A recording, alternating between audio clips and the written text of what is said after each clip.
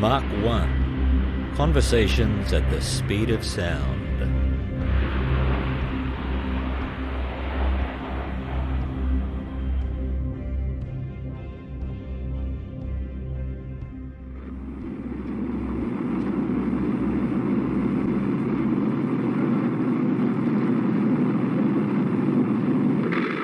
Silhouetted against a three-quarter moon, giant Lancasters loom darkly.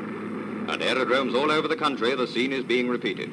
1,000 bombers are massing. As the huge planes wheel about for the takeoff, the perspex reflects the light of the moon, and the oldest lamp flashes as if in answer.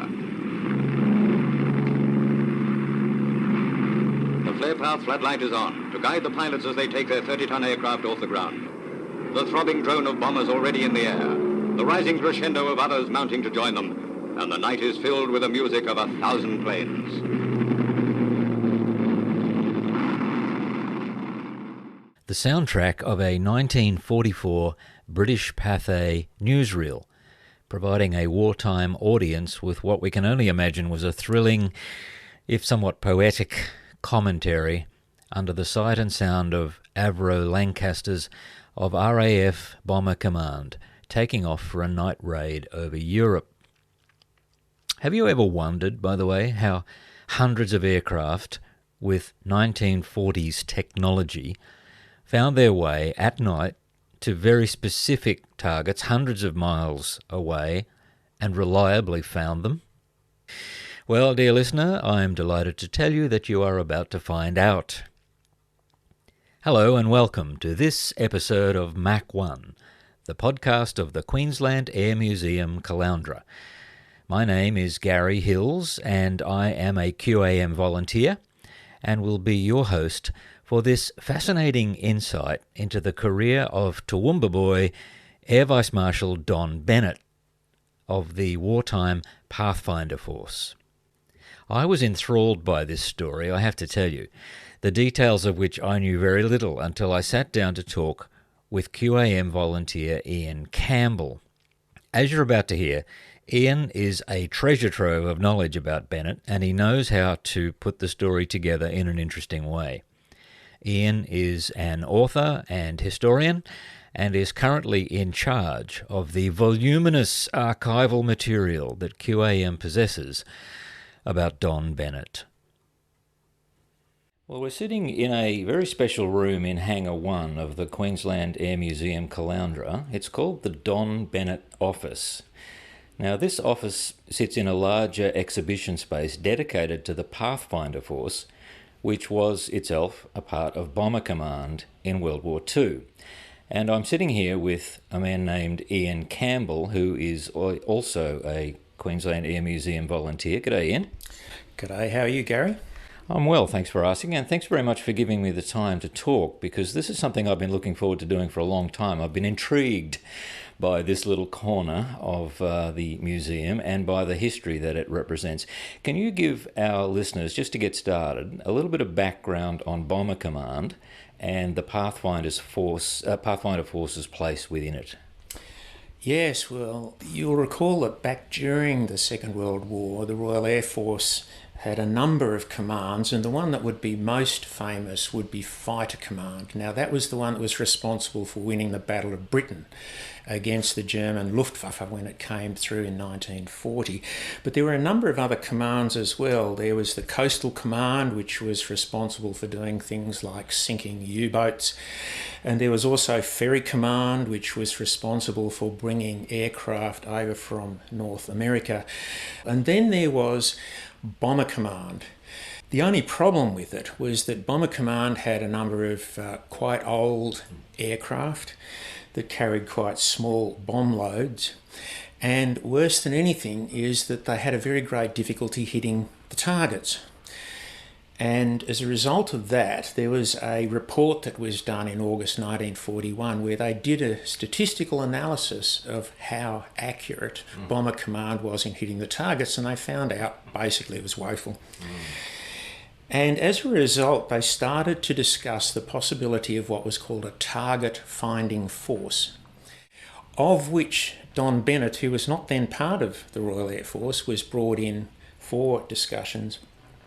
And it ultimately led in July 1942 to the formation of the Pathfinder Force. And its job was to lead the way for Bomber Command in getting to the designated targets, marking those targets such that Bomber Command could hit them more accurately.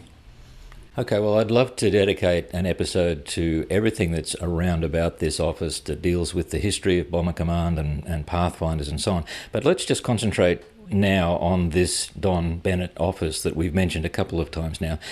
Who was Don Bennett, and how did he come to be involved with the Pathfinder Force? Well, the joy of this story is that Don Bennett was a Queenslander. He actually was born in Toowoomba, just up the range from here, and in fact he spent his teenage years in Brisbane. And he had considered doing a number of things with his life, either to become a lawyer like some of his brothers, or a doctor like one of his brothers, or to follow his father into the real estate business, or in fact to go out and manage the family farm out west.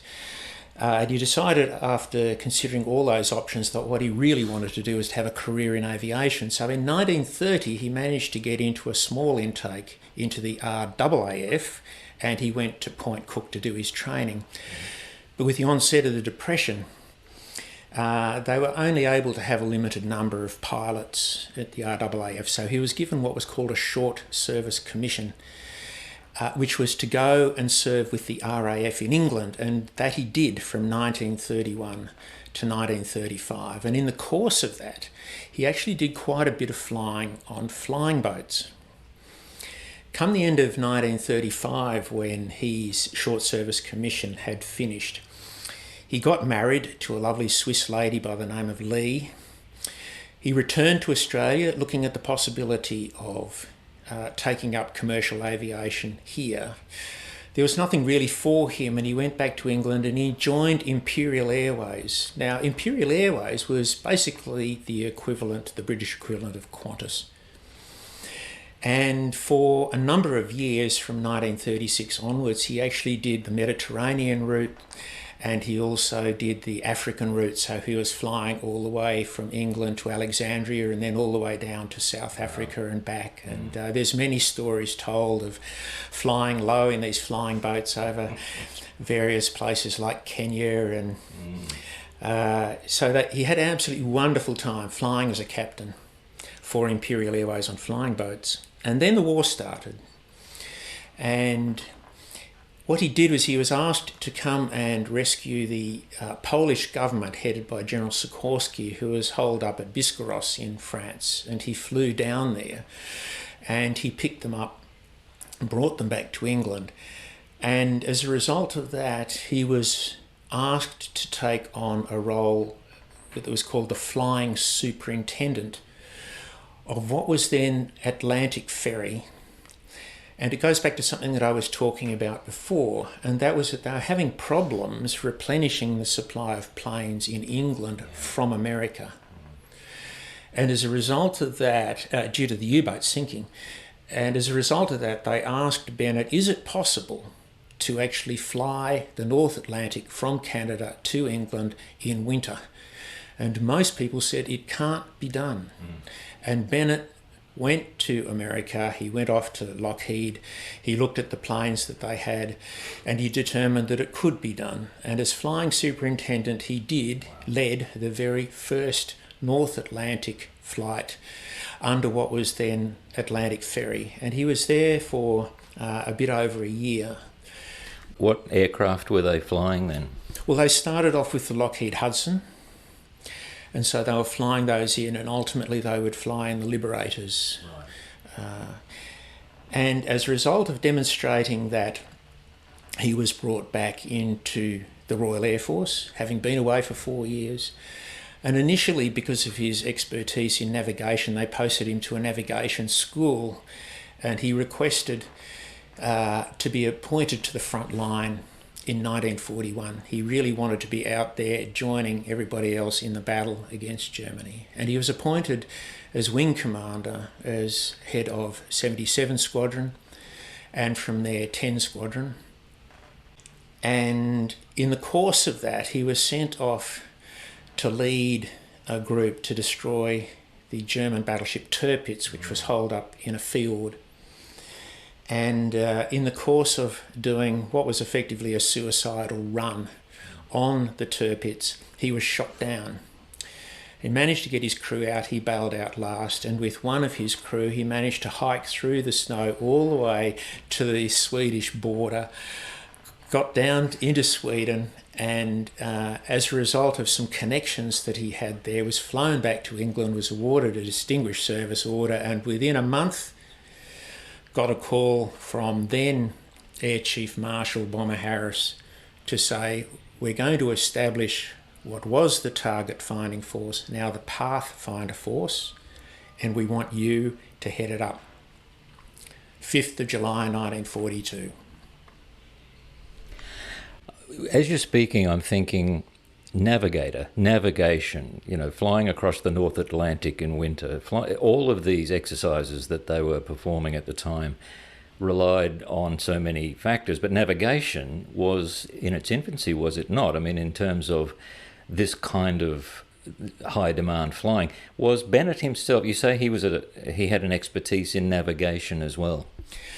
Yes, in fact he had developed this when he was first in doing the flying boats pilot's course at RAF Calshot back in 1932. He had a particular skill, mathematical skill in trigonometry, etc., and he almost fell into this. He wanted to be a fighter pilot. And once he had got onto flying boats and they were starting to fly offshore and those sorts of things, of course, when you fly out to sea, navigation becomes a particular issue. Navigation was quite rudimentary at that time, but he had a particularly good skill at it. And he was not only good at mathematics, he had an absolutely phenomenal memory. And what he was therefore able to do was to take books of nautical tables, etc., and summarise them and have them all in his head. And he was able to do quite what a lot of other people were having great difficulty doing. And so he started to develop a reputation for his navigational prowess. And then, interestingly enough, when he was starting to see at the beginning of 1934 that he only had about 18 months to go on his RAF commission and it looked like he was having to go back to civilian flying, he needed to look at how he might re-enter the civilian flying world. And he decided that because navigation was the area that he showed greatest prowess, he would go for what was called the First Class Navigator's Licence. Now, because many pilots didn't travel terribly far in those times, they were not travelling across the oceans, this was a licence which enabled you really to go anywhere in the world, but it was very demanding and very few people had it. And he decided on the 1st of January 1934 that he would get this licence. He was only a youngster. And he studied over the course of 11 weeks, and to his great surprise, he passed. And he would say that he was only the 7th person in the world to gain that licence. That, of course, is a little disputed, but let's just say that very, very few people had this licence. And as a result, people, even his very young age, people in the RAF were starting to come to him and ask for his advice on navigational things. So developing on that, leading all the way into the war, he was seen as having this particular navigational skill.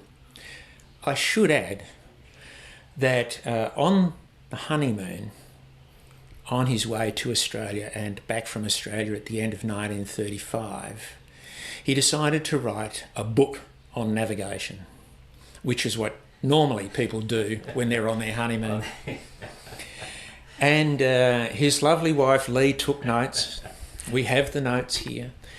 And he wrote the first chapter on the way to Australia, and then on the way back he wrote the rest of this textbook. And really what he'd set out to achieve was something that he felt the Air Ministry had not achieved in setting the course for the First Class Navigator's Licence. And in fact it became an international standard work for a number of years. Are you beginning to get the impression that Ian knows a thing or two about Don Bennett? and that he knows how to weave a good narrative? Well, let me pause the conversation here to let you know that Ian has recently published a book, a biography of another Australian wartime pilot, a Queenslander by the name of Keith Watson, himself a Pathfinder. It's published by Big Sky Publishing and it's called Thinks He's a Bird. Now, Ian told me that Keith Watson had kept an 804-page, 5-volume personal diary of his experiences as an Air Force pilot, and Ian has put that together with letters and logbooks and the history of the time and spun the story of Watson's life before, during and after the war. What does a postal clerk in a small Western Queensland town do when he comes home after the war, having put his life in jeopardy and piloted the most advanced aircraft in the world? Does he go back to being a small-town postal clerk? Now, I've read Ian's book, and it does what all good biographies do. It introduced me not only to the life and deeds of a fascinating individual, but it let me have a sense of meeting him as a flawed, fallible human being who had faced the great challenges of his time. Thinks He's a Bird by Ian Campbell. It's available on Booktopia and in all good bookstores everywhere, and it's also available as an ebook. QAM volunteers can obtain a signed, discounted copy directly from Ian. Now back to the Don Bennett office. So on the 5th of July, he was appointed as Air Officer commanding of the Pathfinder Force.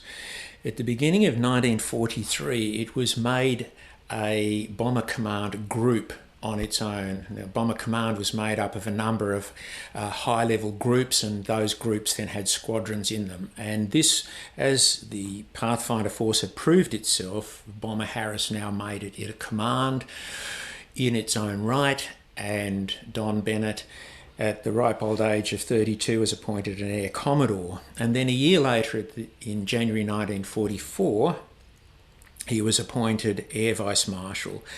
Now, we know from a previous podcast of yours that we have an Air Vice-Marshal here as one of our volunteers, Dave Dunlop, and that's the equivalent of a 2-star general. And so Don Bennett at 33 became the youngest Air Vice-Marshal in the history of the RAF, and he remains so. He remains so, yes, okay, wow. That record has never been surpassed. So far as I know. No. So he's now Air Officer Commanding Pathfinder Force. What was his brief? Well, he really had to take a ramshackle group of bombers and ideas and theories, etc., and forge it into a credible force. And he was given very little time to do it. He was given just over a month by Bomber Harris, who demanded that by the middle of August he was to start leading out the main force of bombers in Bomber Command. And so he had very little time to do it. He didn't have a lot of good aircraft, but what he did have was an agreement that he could start to go out and get some really good crews. And so he went off to other groups in Bomber Command and said, we'd really like to get some of your people who have shown themselves to be able to bomb accurately, and we want to train them up to do it even better. Was it his idea, his scheme to illuminate targets by sending aircraft ahead of the bombers? Was that his idea? It had been part of a discussion at Air Ministry and the RAF for a couple of years when they were having discussions about the target finding force, which now became the Pathfinder Force. And so there were things that were already in the wings. And for instance, if we look at navigation technology, there was a group called the Telecommunications Research Establishment. People might know the name Bernard Lovell, who was into astronomy. He was part of that during the war and was known to Bennett. And what they were doing was that they were working on various techniques using radar, etc., that would enable aircraft to fly more accurately over occupied Europe at night time. So they were working on various systems. And in fact, the first thing that Don Bennett did the very day that he was appointed was to go down to the telecommunications research establishment, down to what they call the boffins, and to start discussing how he might use this navigation technology. Now, one of the interesting things about this is that we take it for granted that aircraft these days have onboard radar. It was as a result of Don Bennett's work at Pathfinder Force that the very first radar was put into aircraft. It was called H2S, and some of the discussion around how it ever became to be called H2S is that somebody somewhere said, well, H2S is a formula for stuff that stinks, and we think this thing stinks. But in fact, it turned out to be a marvellous invention, and they were able to put this H2S ground mapping radar into aircraft and trialled by the Pathfinder Force, and it turns out to be an extremely accurate means of seeing targets on the ground at night time, even through cloud. And then the genius of Bennett, I guess, was to bring together other technologies and procedures as well and combine them. Was that sort of the genius that he brought to this? Absolutely. Another of the things that they were working on was what would be regarded as marking technology, as they could identify the targets more easily on the ground now. But what they needed to do is they needed to mark them so that the main force of bombers coming along behind could actually see. So they developed a whole pile of pyrotechnics in different colours that were called target indicators, and these were in reds and greens and yellows. And that was one part of it, and the other part was that they came up with illumination flares. And so you'd end up with the Pathfinder Force developing different roles, where some would go in and they would drop these illumination flares across the targets to light them up. And then the other crews would go in with their target indicators, whether they're reds or yellows or greens, and they would work to drop those accurately on the targets. And then there was somebody who was superintending it all, who would then say, all right, main force in, the red one is the one that you bomb on, go and bomb on the red, or go and bomb on the green. And they would be able to see this from a long way out. The bombers coming in at night time would be able to see the ground illuminated and these various coloured markers on the ground, and be able to come in and bomb on that. Did Bennett take a personal role in the training and the development of the training of the crews to do this? One of the things that he had learnt all the way back when he was starting to fly on flying boats back in 1933 at Calshot, from a fellow called Laddie Clift, who basically he had an enormous regard for, was the best place to learn is in the air.